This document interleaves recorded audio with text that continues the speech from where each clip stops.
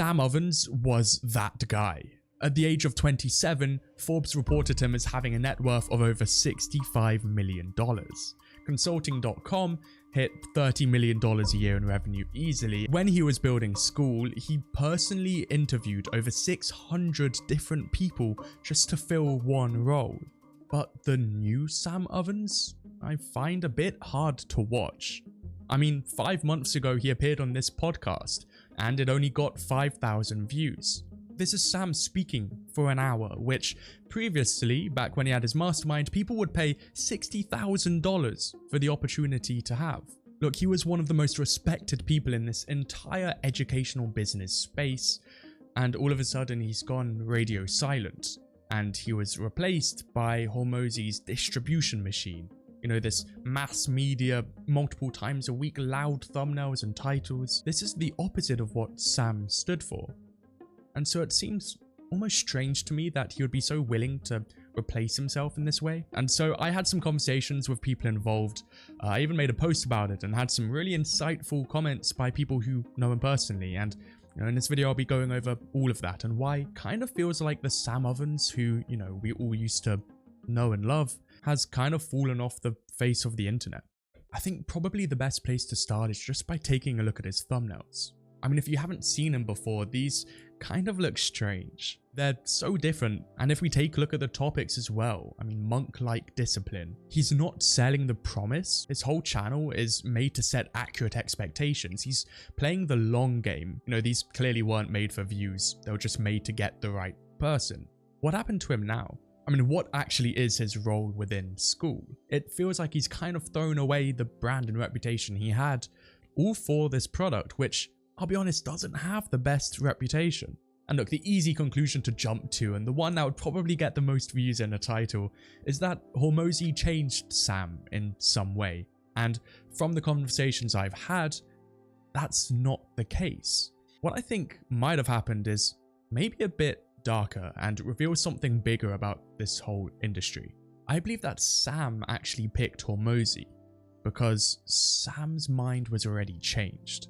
Look, from the beginning, it was clear that Skool would be a mass market play. I think the number he threw around was 1 billion users. And I guess the real question is, can you build a billion user brand, or do you need something slightly more down market and a bit more explosive?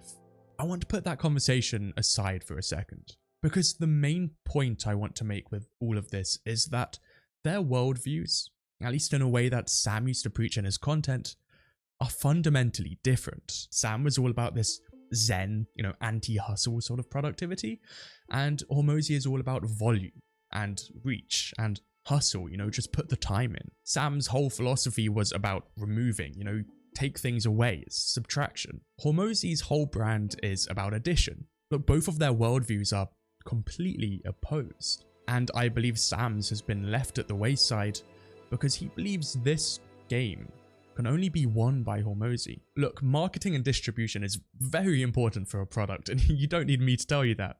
But it is a game that is won by posting a lot, reaffirming this identity, and even occasionally talking about lifestyle. You know, this game of volume and just hammering home the same message, that is what Hormozi's content machine is built for. And I think maybe this reveals something about, you know, the culture inside Skool as a platform. I think Sam set out to build something with genuine ambition, but then you notice this obstacle. And in Sam's case, it was, how do we get to 1 billion users? You know, my positioning is tight, it's exclusive. I'm going to need someone more down market. And so he brought in Hormozi, with Hormozi's $200 million investment in the platform, but more importantly, Hormozi's audience and his content machine. Look, Hormozi has a valuable audience, there's no denying that, but we also can't fool ourselves. He has a very large down market component. Look, anyone who's done any form of content marketing will know that whenever you reach for a certain target audience, you will always attract people slightly downstream of that as well. And it seems like Hormozi wanted to maybe monetize that part of his audience, and it would help Sam out in the process. But in doing that, I think they made a big sacrifice, and one which will undeniably change the future of Skool. Skool is very much positioned at the low end. It's full of communities about how to get rich quick, you know, people talking about how to start a school community. And it's very unfortunate that this is the set and niche of communities which Sam is devoting his time to helping now. And here's where this all gets a little bit more convoluted, because, you know, maybe this whole thing was exactly what he wanted to do. Look, let me go back and remind you about the effort Sam put in when he first started Skool. I mean, he spent $700,000 a month of his own money and over 5 years before the platform got any type of traction. And let me remind you, he interviewed 600 people for a certain role. I mean, most people don't even interview 5. 600 is unimaginable. And due to the network effects of a platform like this, those 5 years were without any sort of noticeable traction. You know, just 5 years in the weeds. And so he almost needed to make this work. Sam's positioning, while it's long term, it's about subtraction, there's only one way really to achieve that goal. Unfortunately, it's the mass market, which demands Hormozi. But whatever the reason is, the public perception is now set in stone. Skool has no aura.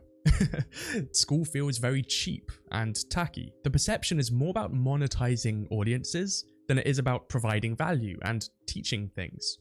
The whole platform, and due to its unique differentiator from Whop and these other competitors being their marketing, as a result it sells a vibe, not substance. Whop has a built-in payment processor, and they would much rather use that instead. Whatever benefits in terms of associations with Hormozi you can get from being on Skool, it isn't worth the objective better product that is Whop. This isn't a game which Sam is good at competing in.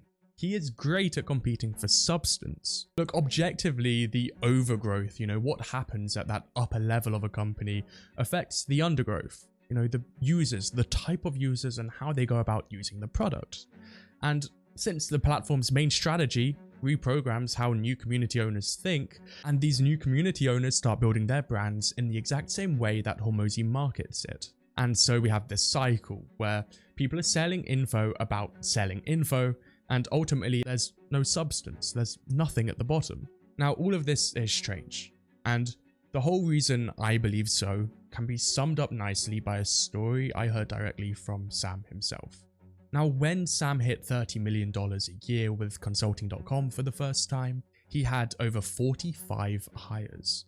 He added every social channel, you know, he was posting on YouTube, on his newsletter, on Instagram. All of this to say that his operations were a mess. He was working harder and his profit margins just kept getting thinner. And in the typical way we know Sam for, he solved it by subtraction. He simply removed things. He replaced his team of 45 down to just 6 people. I believe he only just kept his YouTube long form and his newsletter going. And because of all of this, I mean, he went from $2.5 million a month, you know, $30 million a year, down to just $800K. But with all of that said, he actually became more profitable. If I were Sam Ovens, I'd run that playbook again. I would redefine my vision for Skool. I would get back on YouTube long form and I would push the newsletter again. I think he's done this before. I don't think the question is whether Sam can come back. I think he knows he could, but it's just whether he wants to.